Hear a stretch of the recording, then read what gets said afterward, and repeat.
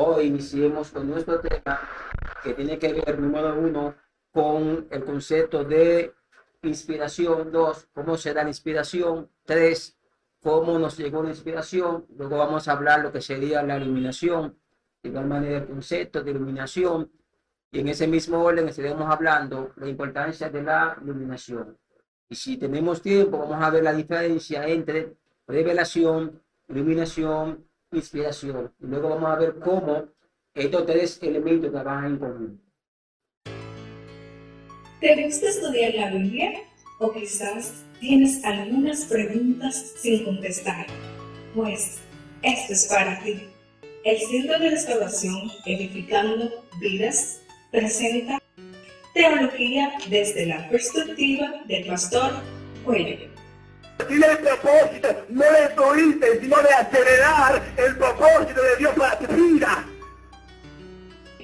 Y con todos nosotros, el pastor Cuello.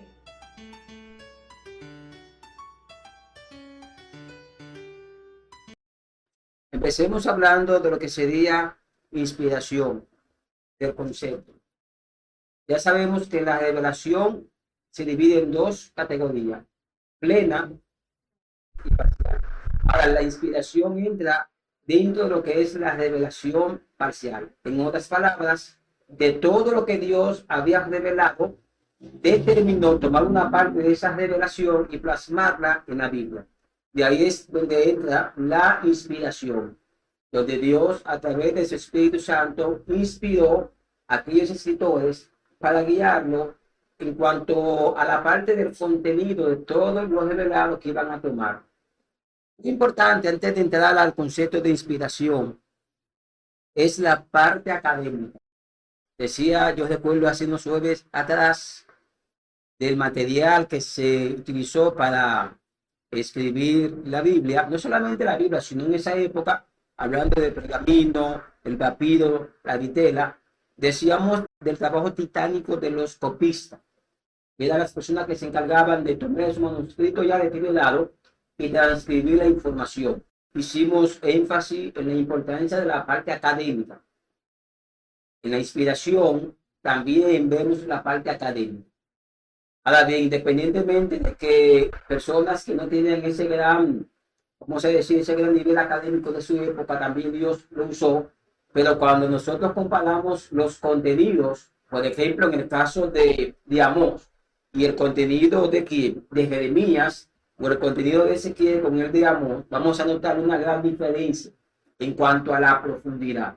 Porque todos esos escritores que fueron inspirados por el Espíritu Santo, escribieron desde sus facultades, en este caso, no solamente facultades, sino su nivel intelectual, su cultura, su formación, bueno, todo lo que ellos manejaban, lo plasmaron en la forma de escritura. Eso quiere decir que la inspiración no afectó la identidad y la formación de cada escritor.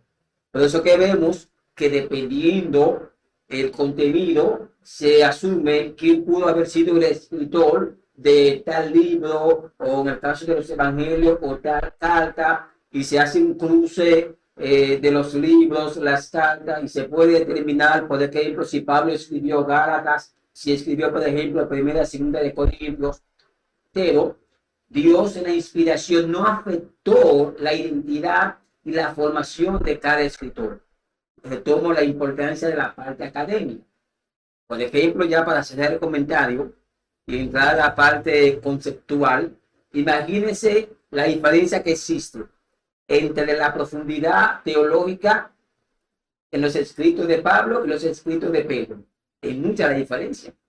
Bastante. Incluso no pudiera pensar que Pedro, en cierto modo, tenía una ventaja sobre Pablo. ¿Cuál era la ventaja? Como siempre se ha enseñado, que Pedro estudió en el mejor instituto y con el mejor maestro, hablando de Jesús. Sin embargo, a la hora de ver el contenido, el mismo Pedro, en un momento dado, elogió la profundidad y la sabiduría con la cual Pablo escribió. Eso quiere decir que es muy importante lo que sería la identidad y la parte de la formación o la parte académica. Eso está reflejado en todo el contenido de la Biblia. No sé si tienen alguna pregunta o algo que agregar para que entonces entremos ya a la parte conceptual. Todo bien hasta ahora. Entonces entremos a la parte conceptual. La palabra inspiración, hay una palabra en griego que se utiliza y es theoneusto. Esta palabra viene del verbo neo, que significa literalmente soplar. En otras palabras, la inspiración tiene que ver con la acción del Espíritu Santo de soplar en la mente de los escritores. ¿Por qué decimos el Espíritu Santo? Porque más adelante, cuando toquemos el punto de cómo se da la inspiración, vamos a entender que ese proceso de la inspiración es propio del Espíritu Santo por la simple y llana razón que Él habita en los creyentes. Yo diría, y el Padre no habita, y el Hijo no habita. Sí, ellos habitan, pero habitan a través de quién? A través del Espíritu Santo. No es el tema, pero si estuviéramos hablando de Dios, de su escritura, diríamos entonces que Dios en cuanto a su esencia es un solo, pero en cuanto hablando de las tres personas, tenemos que distinguir la persona del Padre, la persona del Hijo, la persona del Espíritu Santo. En ese contexto, entonces, es que la inspiración es propia del Espíritu Santo. En otras palabras, es una acción de su ministerio, tanto con relación al Antiguo como en el Nuevo Testamento. De manera que eso lo voy a explicar más adelante. Volvamos al tema o a lo conceptual de lo que implica el término. Ese término está muy ligado, en cierto modo, a la acción profética. Está muy ligado porque en el caso, por ejemplo, de los dos términos, hablando del Antiguo y Nuevo Testamento, que se usa para la acción profética, ambos términos implican la intervención de Dios en aquel que iba a profetizar. En el sentido de que en hebreo sería Naví y en griego sería profetes. Y ambos tienen que ver con una persona que ha sido inspirada, en este caso, por el Espíritu Santo. Entonces, así mismo es que funciona el concepto de inspiración en la Biblia. Los hombres que fueron usados no eligieron el contenido, no lo seleccionaron. Y esa es la gran diferencia. No fue que alguien dijo, bueno, voy a tomar todo lo que se está diciendo de Jesús y eso es lo que me interesa y eso es lo que voy a escribir. No fue que alguien dijo, bueno, voy a ir a Crónicas de los Reyes de Judá, de Israel, y eso es lo que me interesa. Cada palabra que ellos plasmaron en lo que hoy se conoce como Biblia fue una palabra o una enseñanza, una revelación selectiva, pero selectiva ¿por quién? Selectiva por el Espíritu Santo. De ahí es la importancia de la inspiración. Imagínense por un segundo, si el Espíritu Santo fue quien eligió las palabras que iban a ser plasmadas en la Biblia, Él sabe lo que en verdad Él quiso decir con cada una de esas palabras. Hay una frase nuestra que yo digo en ese sentido, que por eso no podemos sacar al Espíritu Santo de la ecuación, solamente en cuanto a la dirección de la iglesia, en cuanto a la formación de la iglesia, también en cuanto a la comprensión del texto, porque Él fue quien inspiró a los escritores. No sé si ustedes le llamó la atención que dije comprensión, no dije lectura del texto. Una comprensión. Porque hay dos tipos de lectura, con relación al texto, con relación a la Biblia. Está la lectura devocional y está la lectura comprensiva. ¿Cuál es la devocional? Es cuando uno, por costumbre, ora o lo hace antes de orar, toma la Biblia, abre un libro y empieza a leer después de haber orado o antes de orar. Es una lectura devocional, pero no se lee con la intención de comprender el texto, solamente se lee con la intención de alimentarse espiritualmente. Sin embargo, hay un detalle, que la lectura que nos alimenta espiritualmente no es la devocional, aunque por años se ha entendido así. La lectura que nos alimenta espiritualmente es la lectura comprensiva. ¿Cuál es la comprensiva? Es aquella lectura que estoy entendiendo lo que estoy leyendo. Esa es la que alimenta mi espíritu y no solamente mi espíritu, alimenta lo que es la parte intelectual y me ayuda entonces a tener una fe, como la Biblia inclusive en un momento determina, una fe inteligente. Reitero, la lectura devocional no te alimenta espiritualmente, no te enriquece espiritualmente, no afecta tu crecimiento como creyente, la lectura devocional, porque tú no estás comprendiendo lo que tú estás leyendo. Y la dinámica no espiritual es que a medida que voy comprendiendo, entendiendo, asimilando lo que voy leyendo, eso va afectando mi vida espiritual, va afectando mi crecimiento en Dios. Por eso es que tenemos la problemática que muchas personas, a pesar de esa gran vida devocional que tienen, pero cuando uno, en cierto modo, empieza a ver las evidencias de su nivel espiritual que deberían tener, entre comillas, por ese tipo de vida devocional que lleva, yo creo que deja mucho que desear, porque reitero, la lectura que nos afecta, que nos cambia, que nos transforma, que nos ayuda a crecer, es la lectura comprensiva. Guardando distancia, con este ejemplo, donde ustedes recordarán del eunuco, en el caso de Hechos capítulo 8, cuando Felipe fue llevado por el Espíritu y se le indicó que se acercara a ese hombre, y es lo que estaba leyendo. Sí. Y hubo una pregunta clave, Felipe le dijo, ¿entiende lo que lee? Y él le responde que no tenía quien le explicar. Y después que Felipe le explicó las escrituras, él creyó y fue bautizado. Sin embargo, ¿qué tiempo tenía este hombre leyendo las escrituras? Pero hasta que no le explicaron las escrituras, no pudo entender el verdadero significado de ella y, en consecuencia, no hubo un cambio como después que Felipe le explica las escrituras. Pablo en una de sus cartas menciona que debemos renovar o permitir que el Espíritu Santo renueve nuestro entendimiento. Entonces, ese sería el primer paso para comprender las escrituras. Sería el segundo paso, porque el primer paso sería nuestra convivencia, nuestra comunión con el Espíritu Santo. Porque al final del día, si hacemos todo lo demás, pero no hay una vivencia, una comunión con el Espíritu Santo, que Él fue el que inspiró las escrituras, no va a haber una iluminación del texto. Y si no hay iluminación, no hay comprensión. Y si no hay comprensión, el texto no nos va a afectar, por más que memoricemos la Biblia entera. Por eso, antes de darle la oportunidad a Esther, siempre se hace una campaña y se reitera generalmente cuando se va a celebrar el mes de la Biblia, de la importancia de leer la Biblia de un año. Y en cierto modo, cuando yo coloco ese tipo de campaña frente a la realidad de la comprensión del texto, yo digo que tenemos mucho que aprender. Porque cuántas personas todos los años no leen la Biblia y la leen entera. Incluso cuántas personas, uno lo nota hasta en la forma de predicar, en la forma de hablar de la palabra de Dios, memorizan cuántos textos bíblicos. Muchísimos textos bíblicos memorizan. Sin embargo, el cambio que produce esos textos bíblicos, como que no se nota.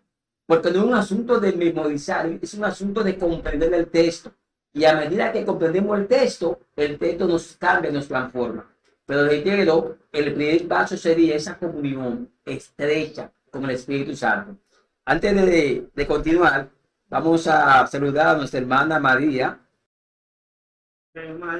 A María, la gracia, mi hermano Michael, que nos escribe que está escuchando la clase de hoy. Así que bendiciones a mi hermana.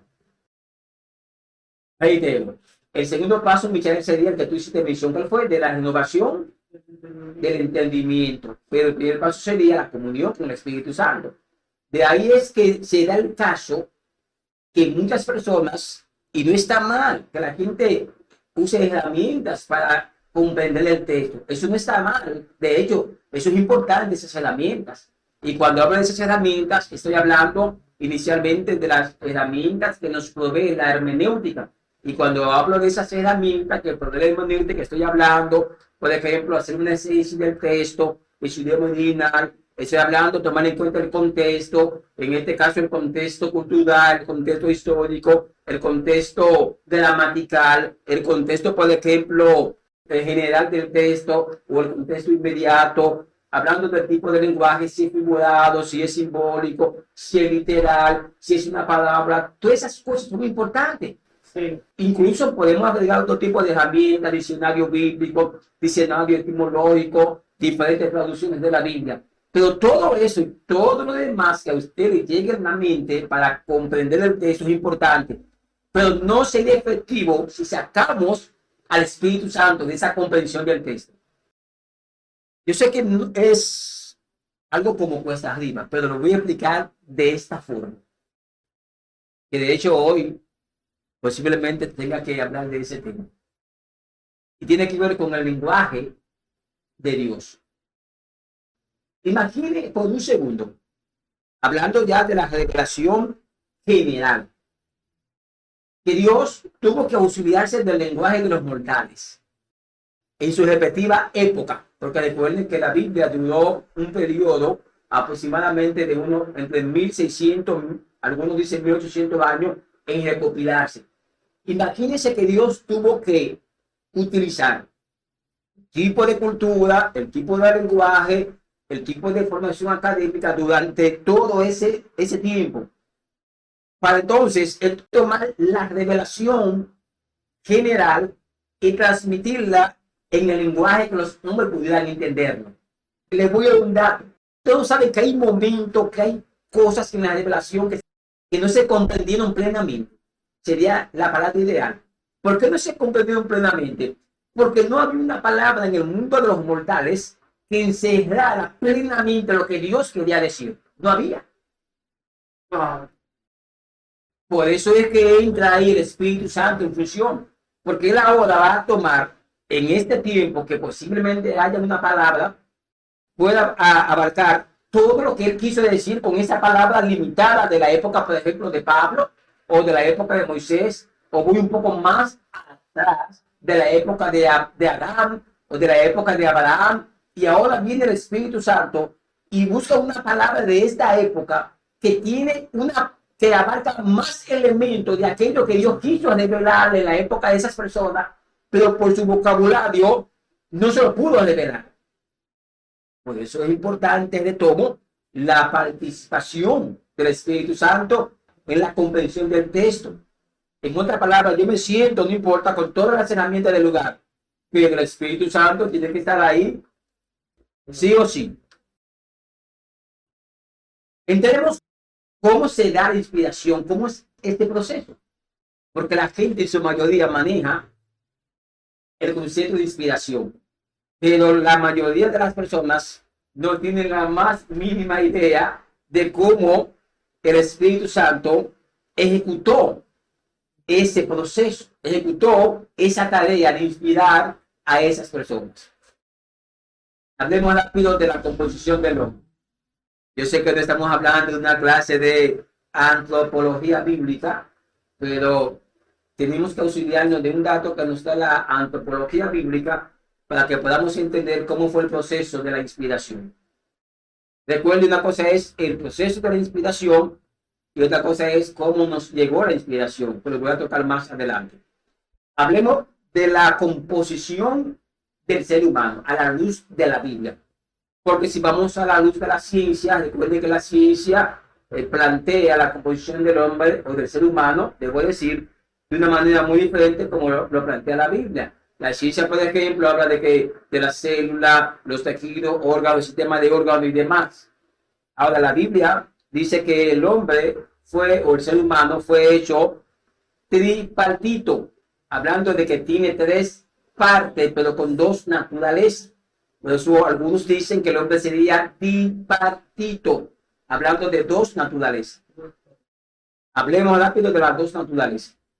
Está la naturaleza física, que es todo este cuerpo físico, hecho de materia. Está la naturaleza espiritual, que está formada por dos elementos, el espíritu y el alma. Y es donde entra el concepto de que el hombre es tripartito, en el sentido que tiene un cuerpo físico, un alma y un espíritu. Ya sabemos que la función del Espíritu, sin entrar en detalle, porque no estamos hablando de neumatología, que es la ciencia que se encarga del estudio de lo que el Espíritu Santo ha revelado de sí mismo. Pero, hablando de neumatología, sabemos que la parte del Espíritu es, en cuanto al ser humano, es la morada, la habitación del Espíritu de Dios en nosotros. Sí. Por eso decía que el Padre y el Hijo sí habitan en nosotros, pero es a través del Espíritu Santo. Por eso es que la función básicamente del proceso de la inspiración es propia del Espíritu Santo, porque el Padre y el Hijo como tal no pueden ellos de manera directa, déjeme cambiar la palabra directa, de manera personal entrar en nosotros, a menos que no sea a través del Espíritu Santo.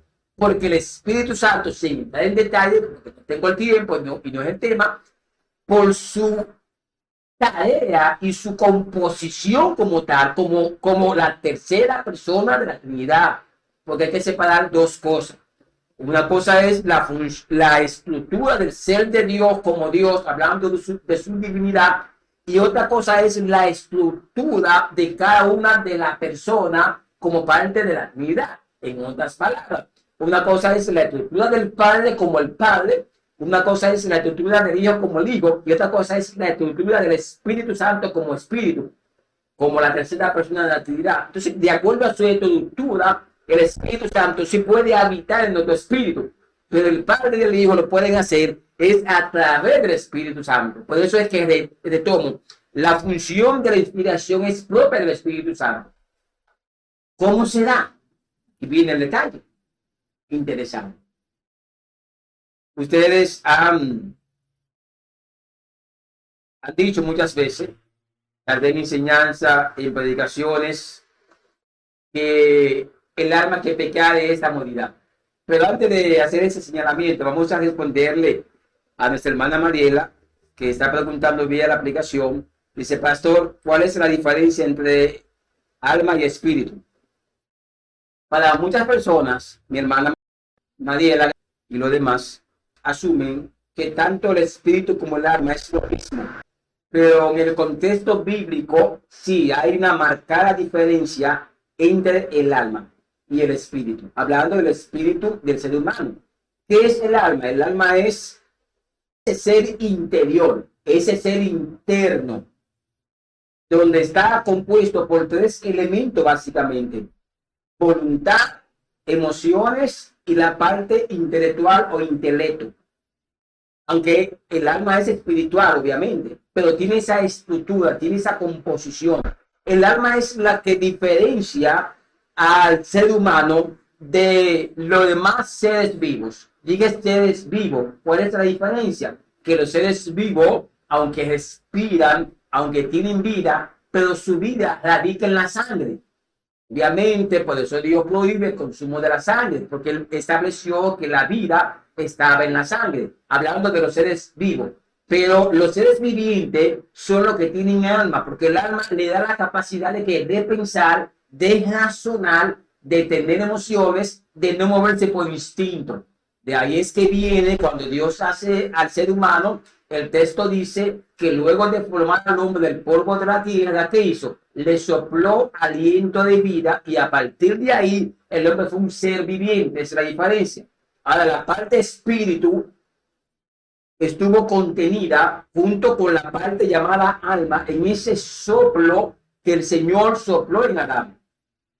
Ahora, esa parte de espíritu viene siendo, su única función es la conexión entre Dios y el hombre. En otras palabras, es la parte o es la habitación, la morada donde Dios, a través de su Espíritu Santo, habita en aquellas personas que aceptan a Jesús como su Salvador. Esa es la gran diferencia. Antes de surja otra pregunta, en ese mismo orden, ya sabemos que en el caso de Adán, recibe el soplo o recibe el alma y el espíritu por el soplo. Pero alguien pudiera pensar, ¿y cómo lo recibió Eva? ¿Y cómo lo recibieron los demás que vinieron después de Eva?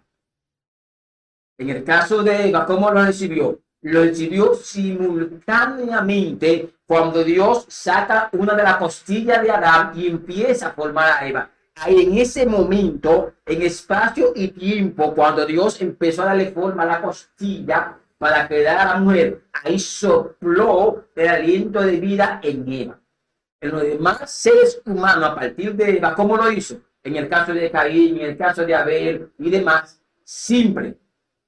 Lo voy a explicar rápido porque nuestro tema tiene que ver con inspiración e iluminación y la diferencia entre revelación, inspiración y la iluminación.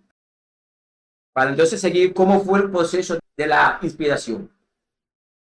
¿Cómo se da la vida? Biológicamente, la ciencia determina que la vida tiene lugar cuando dos personas o necesariamente el proceso ha variado porque la ciencia ha evolucionado, pero el punto es que necesariamente tiene que haber esperma y el óvulo maduro de la mujer, independientemente del método que se utilice. ¿Qué sucede? Que entonces el esperma o los espermas, ¿qué hacen? Se desplazan por una de las trompas y al desplazarse, entonces, ¿qué es lo que hace? Tratan de llegar, no llegan todos los espermas, a veces llega uno, llega dos, llega tres, cuando son mellizos, trillizos, cuatrillizos y demás, entran al lóbulo maduro de la mujer y ahí se produce lo que se llama la fecundación. A partir de la fecundación es que empieza la nueva vida. En ese instante, en espacio y tiempo, cuando se da la fecundación, es que Dios entonces crea el alma o crea la naturaleza espiritual conteniendo el alma y el espíritu en esa nueva vida. En otra palabra, la naturaleza física es origen de ¿qué? ¿Producto de qué? Producto de la unión del esperma y el óvulo, pero la espiritual es producto en ese momento de la fecundación, Dios la coloca en esa nueva vida. Ahora bien, retomando, después de haber explicado esto, cómo se da la inspiración, es simple, es sencillo, después de haber comprendido estas informaciones. ¿Cómo se da? Volvamos a la parte del alma. Decía que el alma está compuesta por intelecto, voluntad y emociones. Eso es ¿qué fue lo que hizo el Espíritu Santo? Sopló, para que nos entendamos, porque de hecho de ahí es que viene el término de inspiración, es soplar. Literalmente Dios sopló, eso es lo que significa. Sopló, pero ¿dónde sopló el Espíritu? No sopló al alma, porque yo le decía que ustedes muchas veces han enseñado, han predicado que el alma que peca de esta nulidad. ¿Qué implica esto? Que hablando del espíritu del hombre, el espíritu del hombre no peca. Literalmente la que peca es el alma. Y hay pecado, obviamente, que el alma para cometerlo tiene que usar el cuerpo físico. Pero en su vida cuenta, ella es la que mueve todos los hilos. Ya sea que ella directamente peque o que use el cuerpo físico para materializar el pecado. Porque toma la decisión, tiene voluntad, siente porque tiene emociones, piensa porque tiene intelecto. Entonces, ¿qué hace el Espíritu Santo? No pudo, ni tampoco puede en este tiempo, estar en contacto con el alma, porque el alma es pecaminosa con la naturaleza. Él le sopla el espíritu del ser humano, le sopla la información, y el espíritu del ser humano que hizo, se la sopló a la parte intelectual del alma. Y así fue como se dio el proceso de la inspiración. Extrapolando la idea para este tiempo de cómo sentimos a Dios, es el mismo proceso. Dios no puede estar en contacto con esta alma hasta que este cuerpo no sea transformado, como Pablo dice a los Corintios en la primera carta, capítulo 15, hasta que este cuerpo no sea transformado, Dios no puede estar en contacto con este cuerpo físico, pero tampoco con mi alma. Por eso es que todo lo que Dios hace, lo hace el Espíritu Santo, pero a través de mi espíritu, no directamente con mi cuerpo físico, ni con mi alma, porque es imposible. La santidad de Dios repele el pecado. Y como el alma es pecaminosa, ¿cómo Dios va a habitar en un alma pecaminosa? Y usted dirá, bueno, pero habita el Espíritu Santo. Es que el Espíritu Santo es Dios también. Él tampoco puede. Si hay tres personas que son ilimitadamente santas, su nivel de santidad no hay forma de cuantificarla o cualificarla. No hay manera alguna. El Padre, el Hijo y el Espíritu Santo. De manera que ninguno de los tres puede estar en contacto con el alma. Claro, hasta que no se dé la transformación de ese cuerpo. Por favor, no me pregunten porque ese tema lo voy a tocar cuando hable de teología sistemática 1. No me pregunten, ¿y cómo entonces el Hijo habitó en un cuerpo de carne y no se contaminó? Eso lo voy a explicar después, porque estamos hablando de inspiración. Inspiración. Sí, no vaya a ser que alguien me pregunte, pastor, ¿y entonces cómo Jesús lo hizo? Tranquilo, Tranquilo que eso viene después. se viene el segundo patrón. Por lo menos tenemos la idea. Yo sé que es difícil digerir así rápido esta información de cómo se da la inspiración, porque casi siempre la gente lo que habla es que fueron inspirados, Solamente se queda. pero se quedan ahí, no explican cómo fue ese proceso. De manera que ahora podemos entrar a lo que sería cómo nos llegó la inspiración. ¿Ven la diferencia? Sí. Una cosa es cómo se dio la inspiración Entonces, o el proceso, y otra cosa es cómo nos llegó la inspiración. sí. En otra palabra, una vez que se da el proceso de la inspiración, cómo nos llegó esa inspiración. Y hablo de lo recopilado, esa inspiración. ¿Recopilado de dónde? Porque eso es importante que lo podamos diferenciar. Recopilado de la revelación. De la revelación a sí mismo, de la revelación general.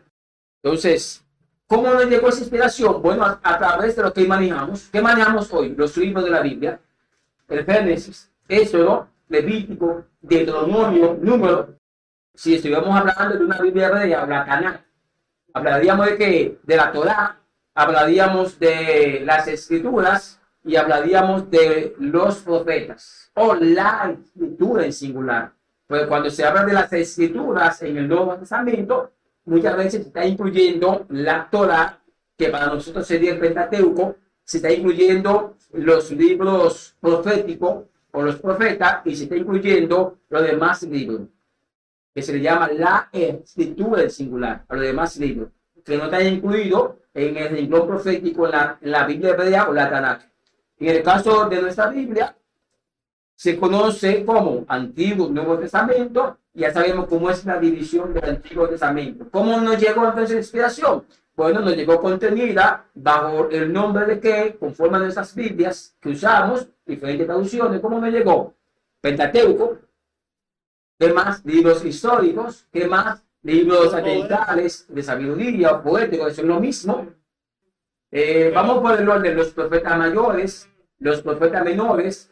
Ya en el Nuevo Testamento tenemos, como decía Michael, los evangelios, o los evangelios sinóticos, Sí, el evangelio de Juan, que sí que está dividido, sí. el libro histórico que es el de los Hechos, luego tenemos Carta Paulina. Carta Paulina, tema, Y las por- universales, Sí, la universal y por último, Apocalipsis. que es el libro profético. Así fue que nos llegó en ese formato. Entonces lo poético, ¿cómo se llama? Sapiensales o de sabiduría. Sapiensal. Sí, o sabiduría, que es lo mismo. Incluye el libro de los Salmos, Job, los Proverbios, Eclesiastés y Cantares, esos 5 libros. Yo creo que ya concluimos con lo que es la parte de la inspiración. Ahora toquemos la iluminación, aunque obviamente toqué algunas cosas de la Sí. iluminación. Ya, ya. Cuando hablé de la comprensión del texto Sí. y hablé de que no podemos sacarle el Espíritu Santo de la ecuación. De manera conceptual, cuando se habla de iluminación, es la palabra latina illuminati, que tiene que ver con iluminar o aclarar la mente con relación a una idea. Y es el término que se aplica. Siguiendo el mismo orden, eso es de manera general. Y se aplica en el contexto bíblico, pero en el contexto bíblico es más que aclarar una idea en la mente. Yo me he dado cuenta de un detalle, maestro. Y es que, ¿por qué, por ejemplo, hay una misma palabra? En hebreo y griego. En el griego es como más profunda que en el hebreo. Yo creo que es inverso. Pero una siempre es más profunda que otra. Hablemos, por ejemplo, con relación a la palabra gloria. La hebrea es kabod y la griega es dosa. Bueno, voy a tomar otro ejemplo más. Hablemos de la palabra Señor. En hebreo es Adonai y en griego es Kurios, así como suena Kurios. Y yo diría, ¿por qué es la diferencia? Porque cuando usted toma una palabra en hebreo y la compara con su equivalente en griego, en hebreo tiene una mayor riqueza, una mayor profundidad. La diferencia radica en que, como tal, en sentido general, el pueblo de Israel fue un pueblo elegido, escogido por Dios. ¿Qué significa esto? Que todo lo que giraba o gira alrededor de ese pueblo tiene una característica especial. Es que Dios lo tomó, todos esos elementos Dios lo tomó en cuenta, porque iban a armonizar a la perfección con su plan de salvación. Mientras que en el idioma griego es todo lo contrario. Simplemente Dios se sirvió de ese idioma porque en el momento que apareció Jesús a ministrar de manera terrenal, era el idioma universal. Le tomo los dos términos, gloria y Señor. Pero antes de Esther, Eso quiere decir que cuando uno vaya a investigar algo, pues términos en la Biblia, es más recomendable utilizar el hebreo, traducir al hebreo. eso va, Depende si estamos en el Nuevo Testamento. exacto, eso va a depender. Y también va a depender si ese término que tú estás estudiando en el Antiguo Testamento se hace referencia en el Nuevo. Porque muchas veces hay términos que están en el Nuevo que en el Antiguo Testamento no se hace referencia. Entonces necesariamente va a tener que estudiarlo ¿dónde? Como quiera en el griego. Ejemplo, la palabra apocalipsis, que también algunos dicen que debería decirse apocalipsis. Es un término que, aunque en hebreo se usa la palabra revelación, pero no en el mismo contexto como se usa con relación al libro de Apocalipsis. En ese mismo orden, la palabra, por ejemplo, gloria en hebreo es la palabra kabod, y decía que en griego es dosa. Cuando usted sopesa la implicación etimológica de cada término, va a notar que el hebreo es más abarcador, mientras que dosa, algo de majestad. Sí. De un reinado, de un rey. Pero en hebreo es más que eso. En hebreo, aparte que abarca esos elementos que dice el griego, que es dosa, hay algo que es peso.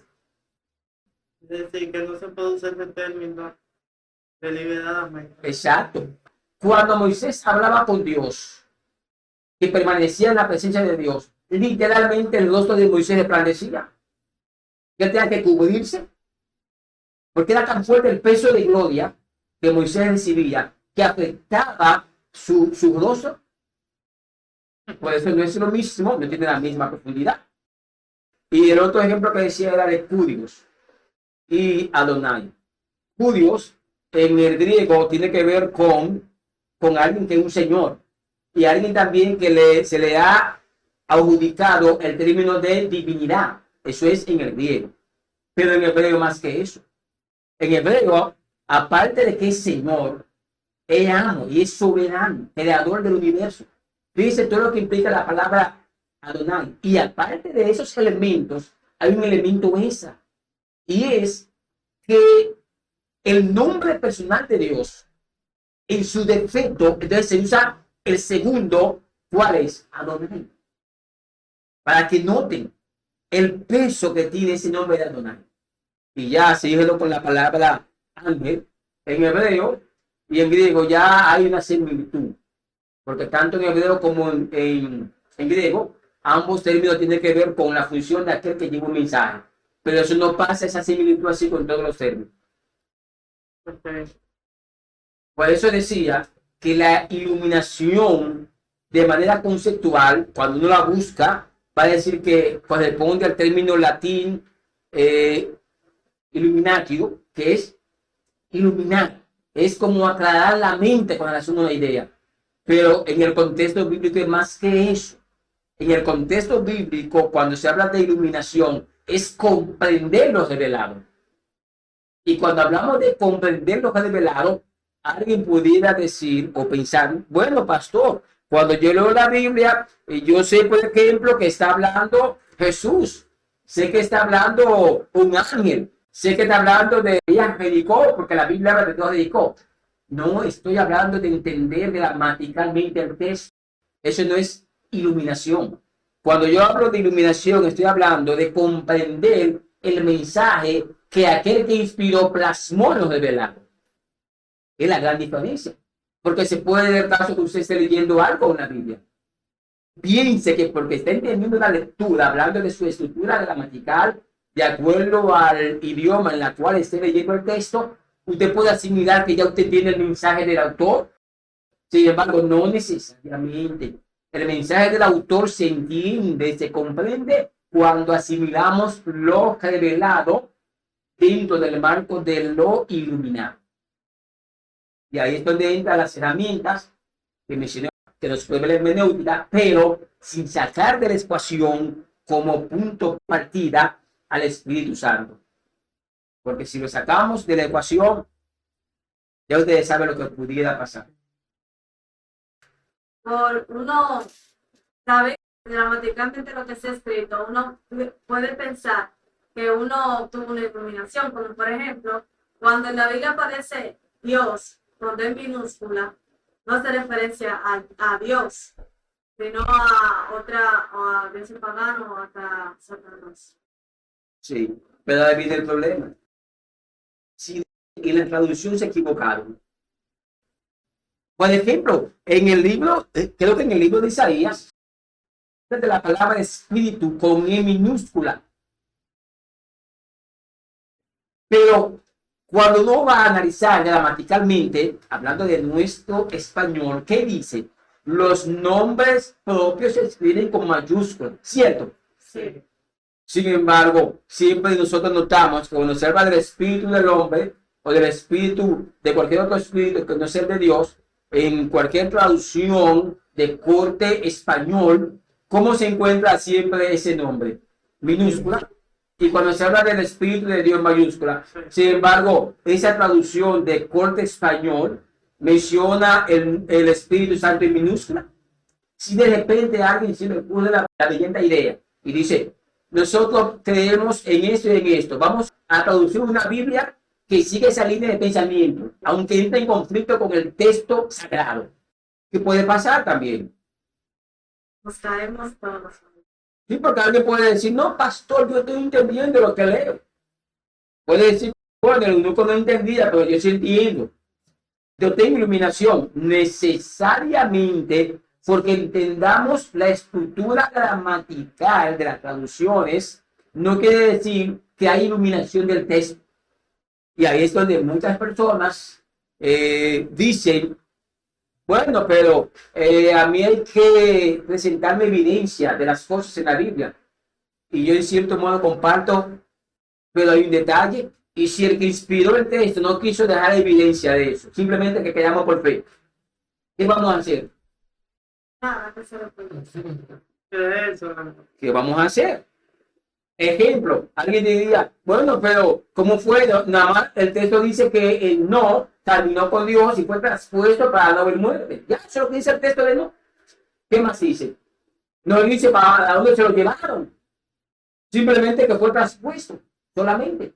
Ah, no, ahora hay que buscar evidencia para ver si fue verdad que Dios traspuso el no. Y si no hay evidencia, no hay ejercicio histórico, yo no creo eso.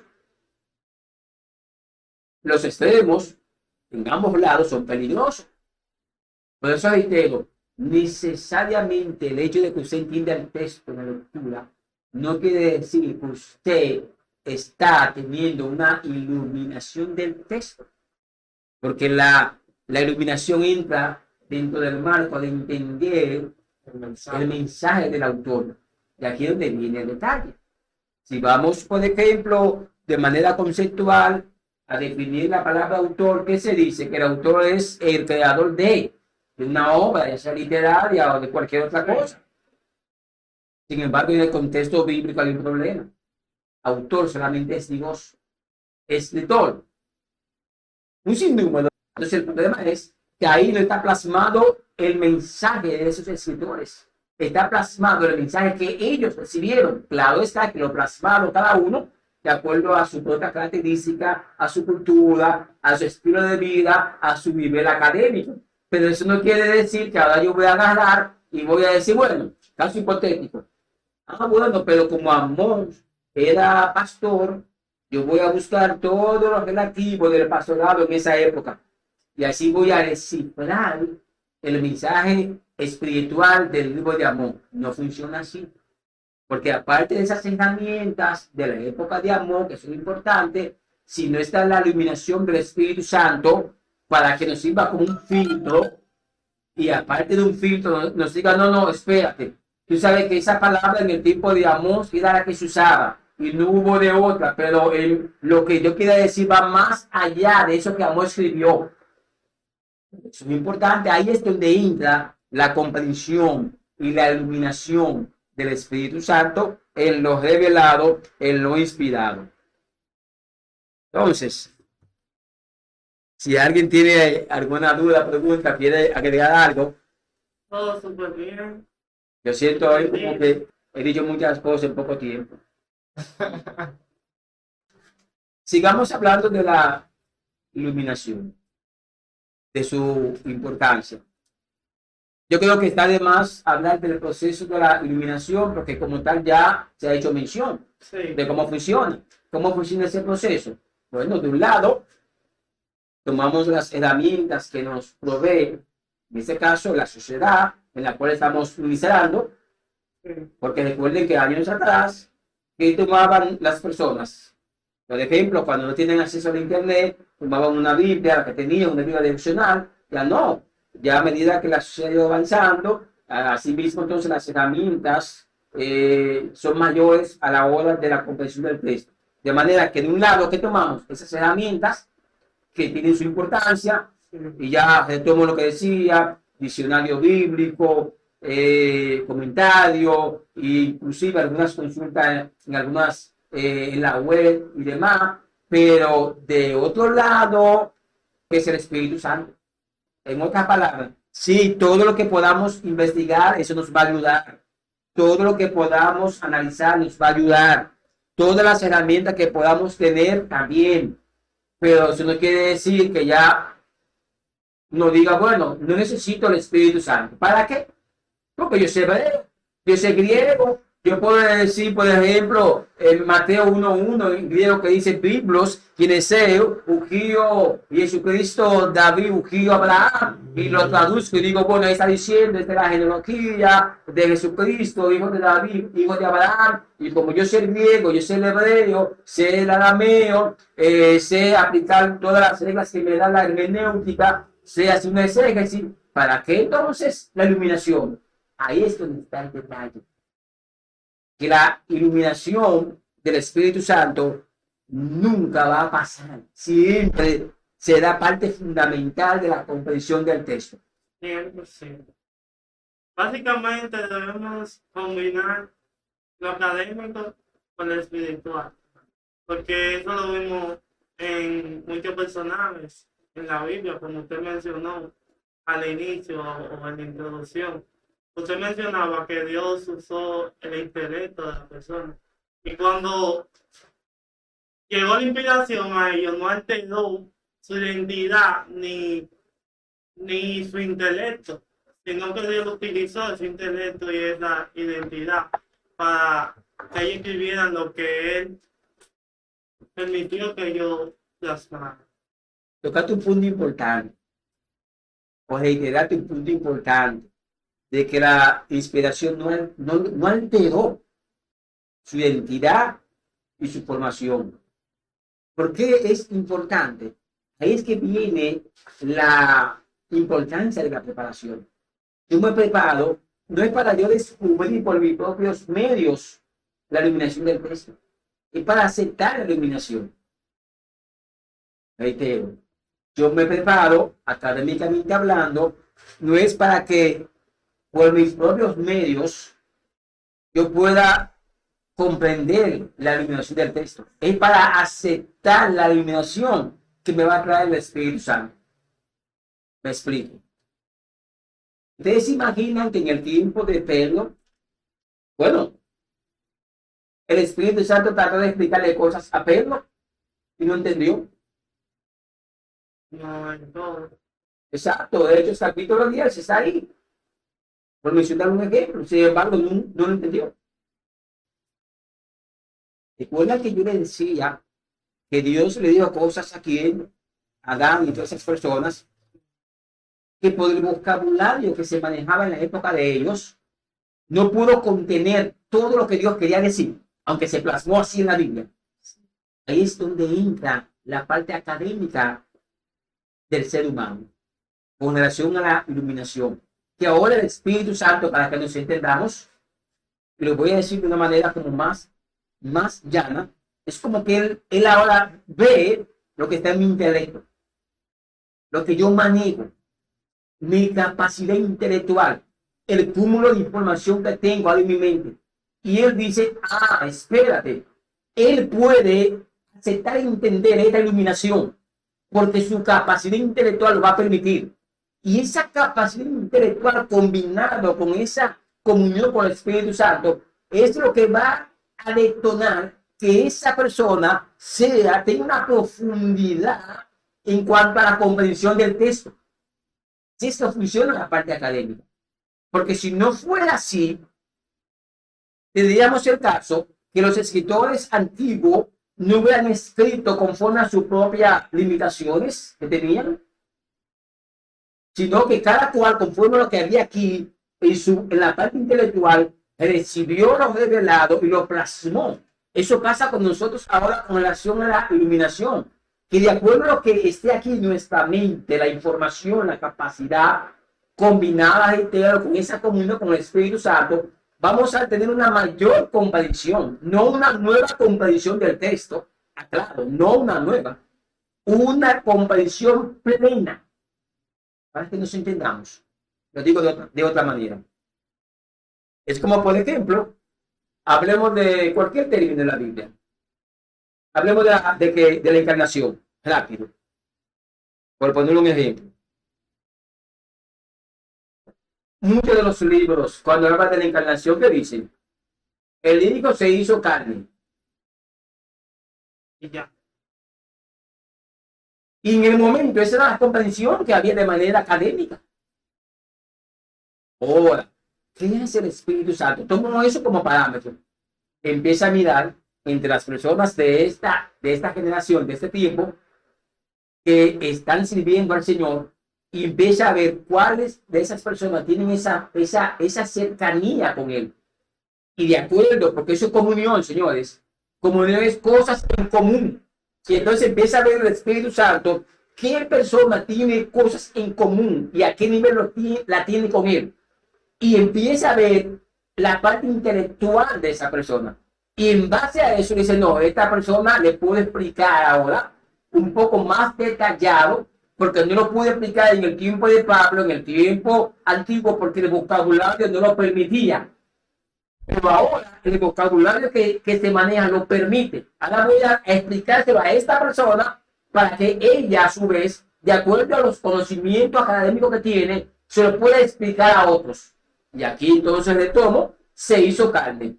Señores, analizando, que eso lo voy a ampliar más adelante también. Teoría sistemática. Pero voy a dar una pincelada, porque ya lo tengo de ejemplo. Sí.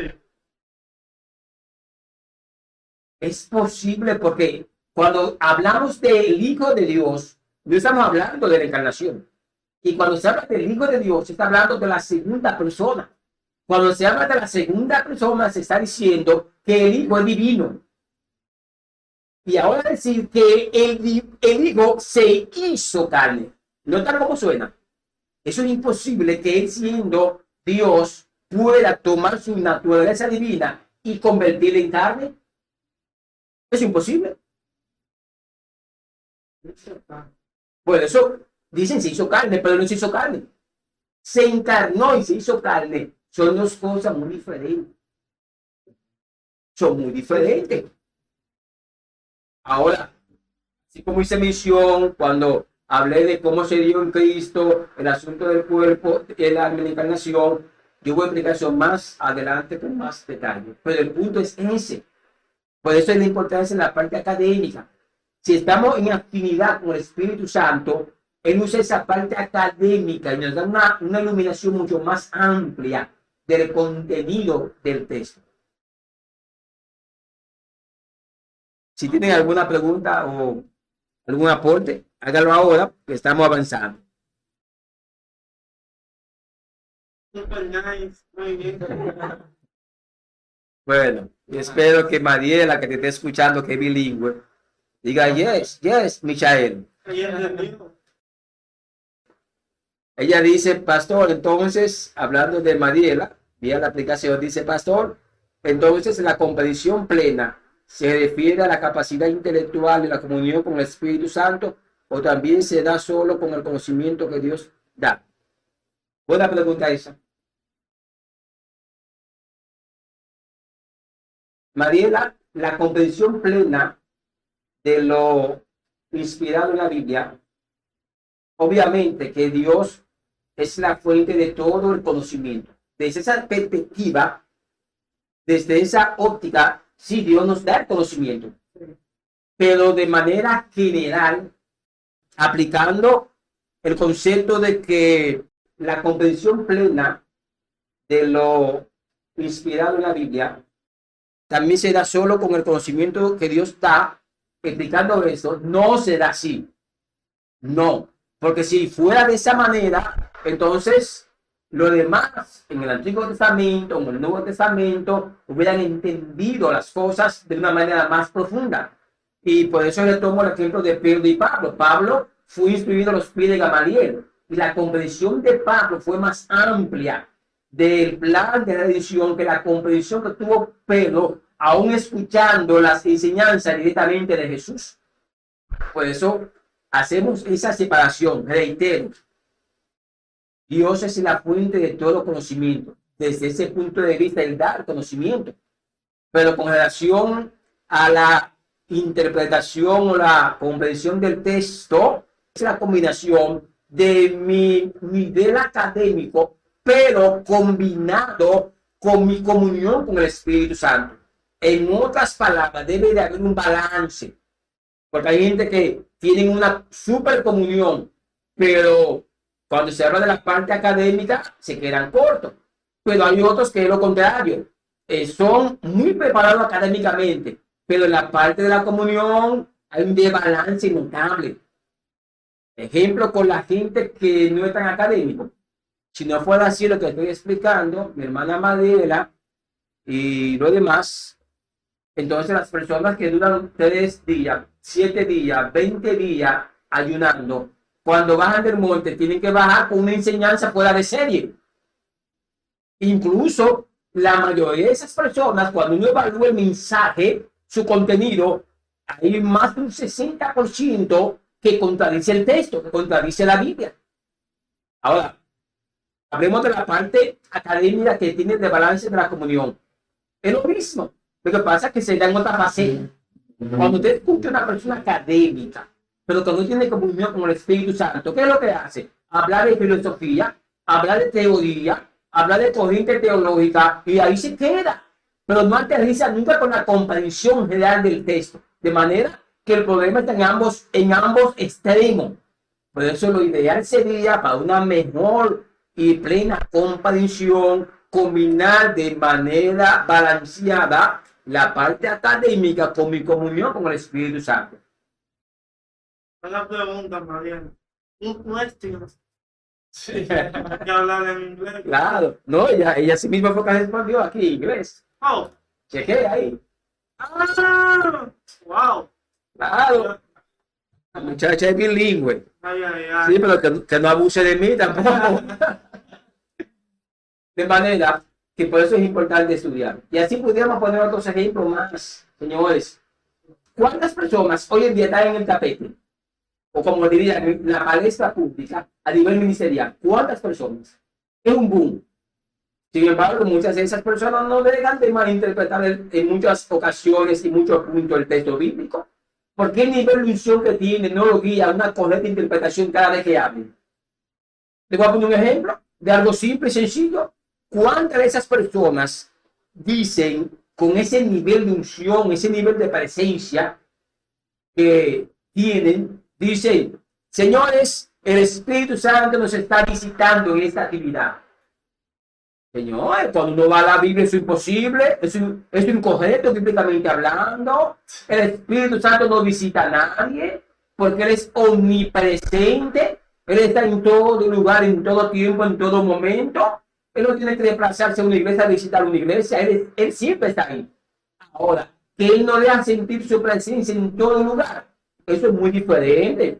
Sin embargo, porque la misma unción le dice a esa gente con ese nivel que tienen, hey, hermanito, se te fue esa, así no es, tú tienes que decir que yo siempre estoy, que los bienvenidos son ustedes, yo no, yo siempre estoy. Porque es que el Espíritu Santo trabaja en armonía con la parte académica del individuo, del ser humano. Ese es el detalle. Ese es el detalle. María la puso dos caritas aquí celebrando. Pues seguimos. Si no hay otra pregunta, duda, comentario, aporte, para que entremos a hablar rápidamente de la diferencia entre revelación, inspiración e iluminación. Vamos allá. Dice Isa, vamos allá. Está listo para la batalla. Esther, Yo creo que tengo la diferencia ya. ¿ok? La revelación es como toda la información que Dios reveló a los seleccionados. La inspiración es lo seleccionado de la revelación. Y la iluminación es la comprensión de los seleccionados. No tengo que explicarlo. Ya yo puedo pasar a hablar de la combinación de tres elementos. Ya Esther acabó de explicar la diferencia entre revelación, inspiración y la iluminación. La sacó del parque cuando estaba. Ahora sí, si alguno de ustedes quiere, que yo dudo que haya que agregar algo, esa diferencia, pero... Pero sí, está claro ahí. Ok, entonces entremos a lo que sería la parte de cómo se combinan estos tres elementos. Retomo lo revelado, que sería la revelación plena. Yo decía, cuando toqué ese tema, de que Dios reveló muchas informaciones. Muchas de esas informaciones, al día de hoy, se plasmaron en otro tipo de escrito. Pues ustedes no lo sabían. Y se plasmó Otro tipo de escrito. ¿Por qué digo tipo de escrito? Porque no fueron reconocidos como escritos o libros inspirados. Se le llama apócrifos. Apócrifo significa no inspirado. Sí, no inspirado. Libros que no fueron inspirados. ¿Por qué digo que se plasmaron? Hablemos rápido de los evangelios. No, hablemos de la vida de Jesús. ¿Ustedes creen que solamente fueron los 4 evangelios que recopilaron la vida de Jesús? No, fueron muchas las personas que escribieron acerca de la vida de Jesús. Ejemplo, este es el evangelio de Pedro, este es el evangelio de Tomás. Fueron muchas las personas en esa época. Por eso fue que se hizo necesario cerrar el canon, que la iglesia tuvo que tomar esa decisión, porque por donde quiera apareció un libro narrando la vida de Jesús. Ahora vamos a escuchar que por ahí apareció un libro que habla de Jesús y no es inspirado. ¿Por qué no es inspirado? Porque ese libro, que muchas veces contienen informaciones que son verídicas, pero por razón X no fueron seleccionados muchos de esos libros para que sean parte del canon. Entonces no podemos verlo como inspirado. Aunque reitero, muchos de ellos, dentro de su contenido, tienen información que son verídicas, que en realidad pasaron, incluso tienen otras informaciones que también están referendadas en otros libros de la misma Biblia. Esos libros para consulta se pueden leer, para consulta. Claro, teniendo en cuenta que no son libros inspirados.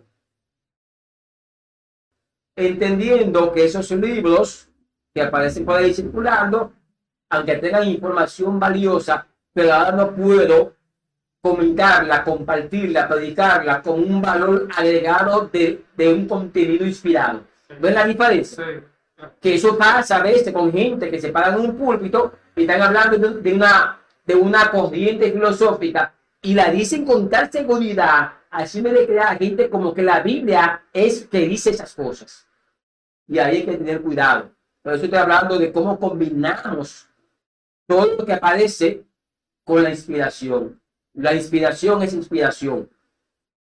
Y cuando hablemos de inspiración, aunque uno use informaciones de otra fuente, hay que hacerle entender a los oyentes que esta información es de fuente externa y esta información viene de la Biblia, para que no haya confusión. Sí, hay que tener cuidado en esa parte. Uno la puede utilizar para tener algún contexto de algunas historias de Israel. Se puede decir así. Porque Como para buscar el contexto histórico. Exacto. hay una cosa. Siempre hay personas enseñando que empiezan a hablar de esos libros y lo afirman como que eso es inspirado, eso que está ahí. Eso hay que aceptarlo como aceptar cualquier otra parte de cualquier otro contenido de un libro de la Biblia. Y ahí hay que tener cuidado. Okay. Porque si Dios hubiera querido, de una manera u otra, hubiera permitido que eso estuviera colocado. Y algunos pudieran decir, bueno, los libros fueron seleccionados por los hombres. Sí, pero Dios pudo haber permitido que esos libros también fueran incluidos. ¿Y por qué no lo permitió? Sí, porque no a medir las cosas con la misma vara. Porque Dios pudo haberlo permitido. Dios quería que primera y segunda de Macabeo fueran del canon. Sí, pero entonces, ¿por qué no lo hizo en ese momento? Sabiendo Dios, entonces, toda la complicación que iba a haber por dejarlo fuera del canon. Ese es el detalle. Por eso hay que tener cuidado cómo combinamos estas informaciones. En ocasiones, cuando yo estoy predicando, yo puedo, a veces yo he dicho, señores, hay una corriente que dice, o hay un punto de vista X, le hago entender a la gente que lo que voy a decir en ese momento no es una postura del texto sagrado como tal. Pero cuando estoy hablando algo de la Biblia, ya hago el énfasis. Y el que enseña y predica tiene que tomar siempre eso en consideración. Y más en un mundo donde se está cuestionando tanto la inspiración del texto sagrado como tal. Sí, es. Por último, ya cerrando, la combinación de la iluminación y entra en el mismo renglón. El mismo renglón es que no importa qué tipo de información estemos utilizando, siempre hay que dar una miradita a lo inspirado. Y si lo que estamos trabajando no pasa el filtro de lo inspirado, entonces hay que descartarlo. Te va a decir, ¿qué fue lo que dijo el maestro? Lo que estoy diciendo es que siempre debe de haber una armonía entre lo iluminado y lo inspirado. Me explico. Usted no puede salir hoy diciendo, no, yo veo algo iluminado en la Biblia. Y cuando usted va al texto, al contexto general de la Biblia, está contradiciendo la Biblia. Entonces, tal iluminación no viene de Dios. Estoy hablando con relación a lo inspirado y a lo iluminado. Porque ahora, todo lo que encontremos fuera de lo inspirado debe de armonizar con lo inspirado. Ejemplo, no, yo leí ahora en Primera de Macabeo tal cosa. Eso es así. Ahora vamos a lo inspirado. Si no armoniza con lo inspirado, entonces hay que descartar ese dato. No importa que dentro de ese contenido de los macabeos haya dado histórico, no. Hay que ser selectivo también. Lo que voy a seleccionar de los macabeos o de sabiduría, que es otro nombre de esos libros, tiene que estar en armonía con lo inspirado. En otras palabras, la base de todo va a girar alrededor de lo inspirado. ¿Por qué tenemos lo iluminado? Por lo inspirado. Por eso viene siendo la base. Alguien puede salir por ahí diciendo ahora, puede leer un libro, por ejemplo, el libro de Enoch, que está por ahí. Y alguien puede decir ahora, no, yo leí en el libro de Enoch tal cosa. Y como Dios reveló todo, y Enoch plasmó esto, de esto que recibió revelado, es verídico, es bíblico. No. La pregunta es, ¿y si no fue Enoch que escribió eso fue otra gente? El detalle es que lo que tenemos como confirmación de lo revelado es lo inspirado. Mi base, mi filtro, es lo que hoy conozco como inspirado. Es mi filtro de todo. Todo lo que venga, todo lo que filtrarlo por lo inspirado. Todo lo que venga. Por eso que se cuestiona tanto lo inspirado, señores. Porque si afectamos lo inspirado, si lo demeditamos, ¿quién sería el juez de toda la información que se habla en la iglesia? ¿Quién? El Espíritu Santo. Ok, perfecto, pero hay un problema. Y cuando el Espíritu Santo no sabe que te esté hablando, ¿qué va a pasar? Es que el juez es lo inspirado y lo revelado, digo lo revelado de la revelación plena, de todo lo que aparezca por ahí. Que alguien diga, no, pero mira, el libro de no. No, primera el Evangelio de Tomás, hay un evangelio que se llama el Evangelio de Tomás. Mira que yo lo leí, dice el Evangelio de Tomás, dice cosas de Jesús interesantísimas. Incluso yo lo he visto, lo he comparado con los evangelios, con Mateo, con Marco, con Lucas, con Juan, y hay muchas cosas ahí que armonizan. Sí, pero el hecho de que porque algo dicen, no quiere decir que ahora hay que aceptarlo como un evangelio inspirado. Porque aquí viene la misma vertiente. Si Dios hubiera querido que el evangelio de Tomás fuera parte del canon, entonces, de una manera u otra, hubiera permitido que se incluyera en el canon. Y no se señalaba dejando el evangelio de Tomás fuera del canon. Por eso reitero, combinamos esos tres elementos, pero todo va a ser filtrado por lo inspirado, y ya saben que lo inspirado es lo que hoy conocemos como Biblia. Antes de concluir, si tienen alguna pregunta o algún comentario,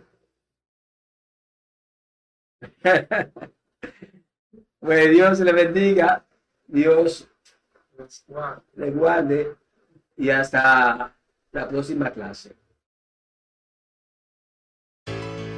Hemos llegado a la parte final de su programa Teología desde la perspectiva del pastor Cuello. Si deseas comunicarte con nosotros, solo tienes que contactarnos. Hasta una próxima entrega. Shalom.